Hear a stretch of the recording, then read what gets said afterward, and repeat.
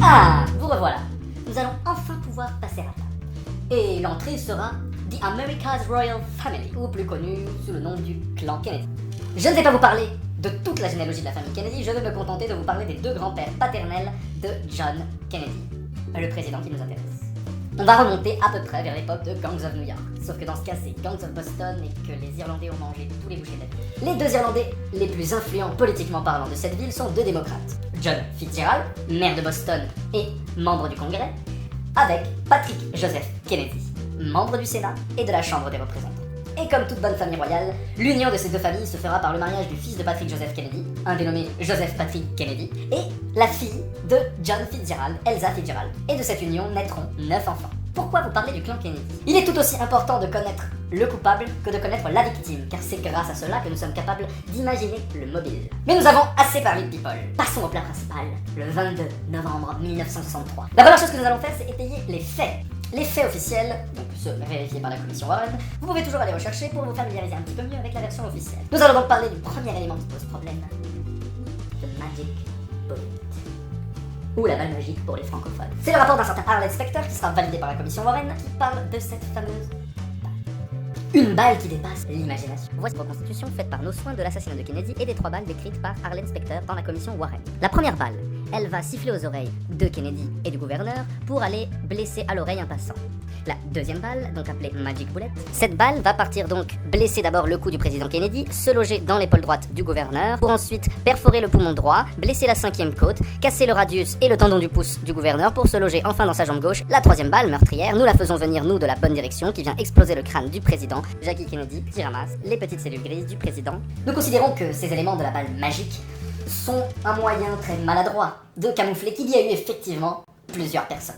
Il est quand même plus vraisemblable, je suis désolé pour quelqu'un de raisonné, de s'imaginer qu'il y a eu plusieurs terreurs qu'une balle qui défie les lois de la physique. Nous allons voir le deuxième point qui pose problème dans cette enquête. La condition physique de Lee Harvey Oswald. Est-il une fusion entre Bullseye et Flash? D'après le rapport officiel, Harvey Oswald a tiré 3 balles avec son fusil en moins de 6 secondes, avec un temps de rechargement d'environ 2 secondes. En sachant qu'il a tiré sur une cible à environ 60 mètres qui était sur visibilité réduite, un arbre se trouvait sur le chemin, et que cette cible était mobile. Donc après avoir tiré ses 3 balles, il court à l'autre bout du 5e étage, cache le fusil, c'est son lieu de travail, normal.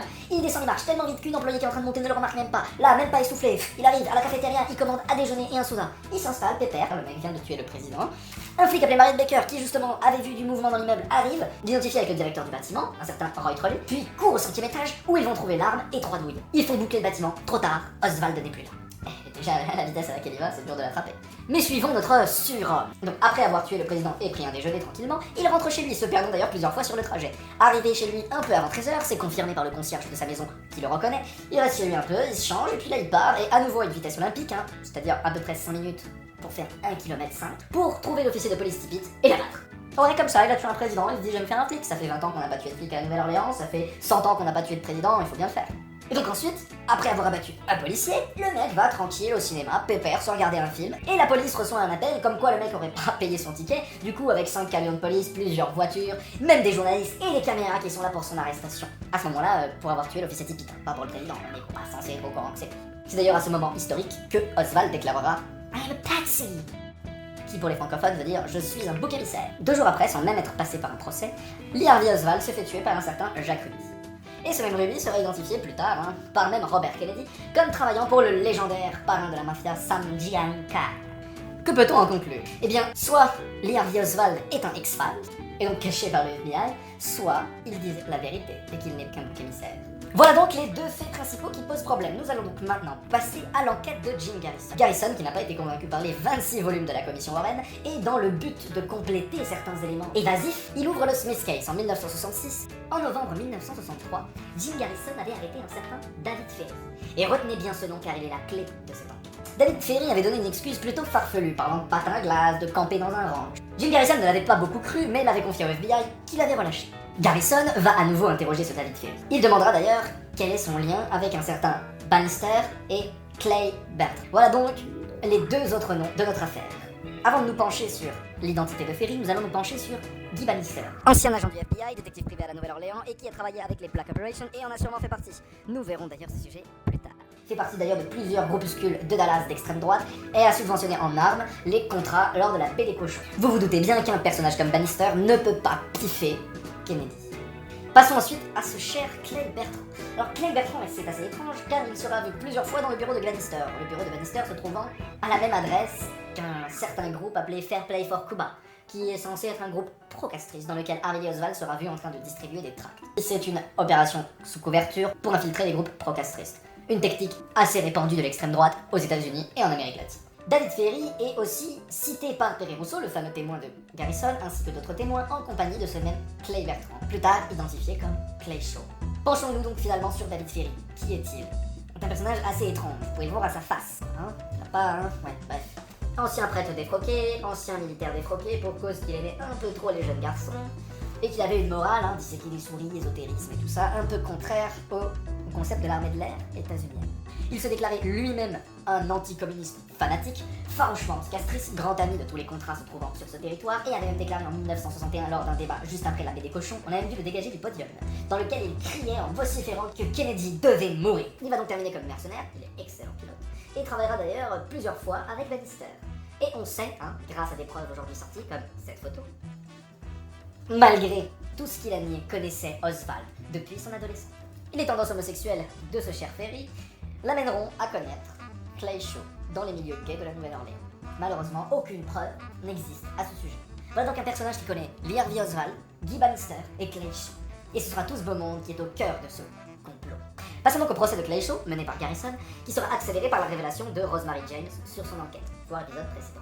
Quelque temps avant le procès, Ferrie mourra d'une rupture d'anévrisme. Fait intéressant, c'est qu'on a retrouvé 2 lettres de suicide chez lui. C'est quand même un suicide plutôt étrange. Passons.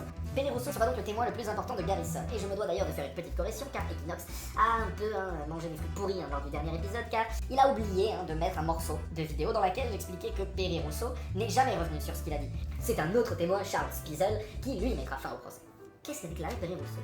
Eh bien, Perry Rousseau a déclaré qu'il avait été invité à une soirée par David Ferrie, dans laquelle se trouvaient un certain Léon Oswald et Clay Bertrand, qui identifie lui-même comme Clay Shaw. Vers la fin de la soirée, ils auraient discuté de comment tuer le président Kennedy. Ferrie aurait mentionné un tir croisé dans lequel il était impossible de le rater. Le procès, malheureusement, terminera sur le témoignage de Charles Spiesel, qui à la base était un témoin de Garrison. Oui, ce dernier déclarera qu'après avoir discuté avec Garrison, et quand sa fille est revenue de Louisiane, il lui a pris les empreintes digitales pour vérifier que le gouvernement ne l'avait pas cloné. Ce qui enleva beaucoup de crédibilité à tous les témoins de Garrison, et qui d'ailleurs clôt le procès. Pendant le procès d'ailleurs, il est important de le noter, la NBC fera un programme, et là encore je me permets de corriger Equinox, qui n'a pas laissé cela très clair. Garrison était traité en tant que conspirationniste, cerveau malade, battait sa femme. Genre une émission absolument atroce qui sera même reconnue plus tard comme étant faussée. Et d'ailleurs, c'est pour cela que la chaîne NBC sera obligée de donner 30 minutes d'audience à Garrison pour pouvoir répondre à cette émission. Et donc c'est l'émission pour laquelle je vous ai mis la retranscription la semaine dernière. Cette fois-ci, en bas, je vous mets le lien de la vidéo où on peut voir Garrison. Voilà donc un résumé de tous les faits que j'ai pu vous apporter en essayant d'y mettre les plus pertinents. Pour notre conclusion, nous allons donc étudier le mobile. Nous connaissons la victime, nous connaissons les faits et les possibles coupables. Tout d'abord, la première chose qu'il faut savoir, et que certains d'entre nous savent sûrement déjà, c'est que Joe Kennedy, pour faire élire son fils et son autre fils Bobby Kennedy, a demandé de l'aide à Sam Giancana. Il a demandé de l'aide donc à la mafia. Le deal entre Joe Kennedy et Giancana était simple. Les frères Kennedy laissaient tranquille le business de la mafia. Or, comme vous le savez, Bobby Kennedy et John Kennedy ont été des plus virulents contre la mafia. Ils n'étaient sûrement pas au courant du deal qu'avait passé leur père. Ensuite, un autre élément, mais que cette fois-ci, peut-être que moins d'entre vous sont au courant, à la suite de l'échec de la baie des cochons, John Kennedy a fait fermer les camps d'entraînement et l'opération Mongoose. On en parlera dans un épisode un peu plus tard. Et après avoir fermé ces camps d'entraînement, il se met donc à dos également les anticastristes et tous les anticommunistes virulents du sud des États-Unis. Donc il s'est mis à dos la mafia, maintenant les anticastristes, mais attention, le prochain est un des ennemis les plus puissants de tous. Il va effectivement, car il n'a plus du tout confiance dans la CIA, renvoyer le légendaire Allen Dulles, le directeur de la CIA. Il va également renvoyer 2 autres membres de la CIA, mais un nous intéresse, Charles P. Cabell, frère de Earl Cabell, qui, à cette époque, se trouvait être le maire de Dallas. Kennedy, par ce geste par lequel il démontre qu'il cherche à reprendre le contrôle de la CIA, De Gaulle effectivement l'en avait averti, et ce n'est pas tout, il manque un dernier ennemi à Kennedy. Car cela très peu de gens le savent, mais l'administration Kennedy et le président lui-même avaient prévu de terminer la guerre au Vietnam. Son objectif était qu'il n'y ait plus un seul représentant états-unien militaire au Vietnam, commencer à se rapprocher de l'Union soviétique et même de Fidel Castro. Dans son dernier discours, Kennedy critique le secret gardé de l'URSS. Mais en quelque sorte, il s'autocritique, car les États-Unis font exactement la même chose. Kennedy n'a pas été tué par vengeance, Kennedy n'a pas été tué par folie. Kennedy a été tué pour un but précis, changer radicalement la politique des États-Unis. À partir de la mort de Kennedy, ça a été la première chose que Lyndon Johnson a fait après avoir prêté serment, c'est signer un papier déclarant le début de la guerre du Vietnam. Que va-t-il se passer ces années 60 après la mort de Kennedy, la mort de Malcolm X, la mort de Martin Luther King? Bobby Kennedy qui se fera assassiner dans des conditions presque aussi louches que celles de son frère, par un tueur isolé, fou. Petit fait intéressant, ce tueur isolé fou, d'après certaines personnes, était sous contrôle MK. Un autre sujet que nous aborderons bien plus tard. Je ne faisais que le mentionner. Voilà donc la conclusion de cette affaire. Le mobile est simple, changer de gouvernement. Ce qui s'est passé aux États-Unis, d'une façon camouflée évidemment, car nous sommes en guerre froide, était un coup d'État. On change radicalement de politique. Arrêtons de nous cacher la face. Il n'y a pas besoin d'aliens changeurs de forme pour faire un coup d'État. Il suffit de quelques hommes assez puissants. N'étant pas d'accord avec la politique actuelle, considérant que la politique de ce président, de ce ministre, va à l'encontre de leurs intérêts. Le Pentagone, la CIA, le FBI n'a pas eu besoin de se réunir dans une salle obscure. Il a suffi d'un fanatique, bien entouré, d'avoir une idée, de l'exécuter. Les autres n'avaient juste qu'à acquiescer ou détourner le regard. Voilà donc la conclusion de notre première enquête. Un complot certes, mais il n'était pas plus compliqué qu'un coup d'État. Il n'y a pas donc encore de résolution fantastique ou de proposition irréelle. Pour cela, nous allons chercher un peu plus dans le passé. Et pour notre prochain épisode, nous retournons fin du 19e siècle. Et nous vous dévoilerons qui était vraiment Jack l'Éventreur.